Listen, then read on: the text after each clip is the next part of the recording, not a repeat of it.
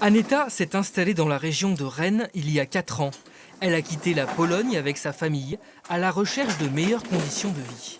J'habite avec mon mari, avec 3 enfants, et je travaille tout le temps. En France, son salaire est multiplié par 3.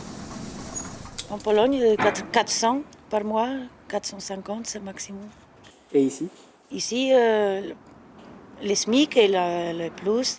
Dans cette serre, les 2/3 des saisonniers viennent d'autres pays européens, comme un air d'auberge espagnol qui n'est pas pour déplaire à Enrique. Lui a fui la précarité du travail dans son pays. Je trouve qu'on a plus de régularité en France.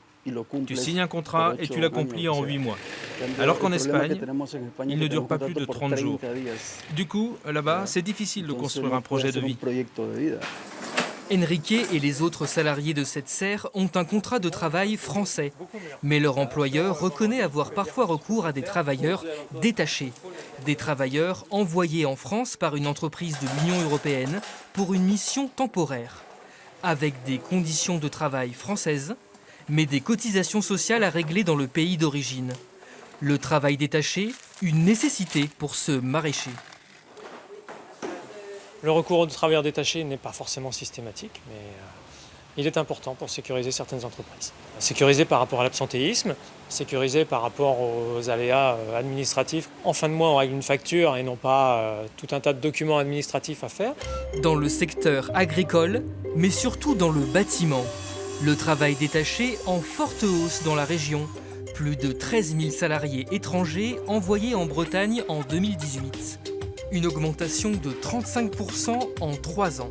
Le recours au travail détaché dans le bâtiment est monnaie courante, reconnaît ce représentant des entreprises. Aujourd'hui, il n'y a pas de limite au travail détaché. On peut y recourir de façon très large. Et on a des exemples d'entreprises qui peuvent avoir que quelques salariés et faire un recours massif à du travail détaché. Un recours parfaitement légal. Mais certains cassent encore plus les prix par de la fraude. 700 interventions menées par l'inspection du travail l'an dernier en Bretagne.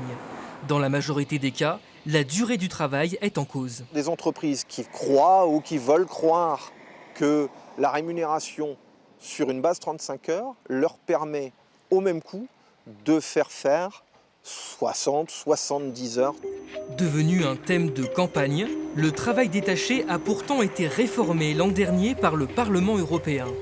Désormais, à travail égal, salaire égal, prime incluse.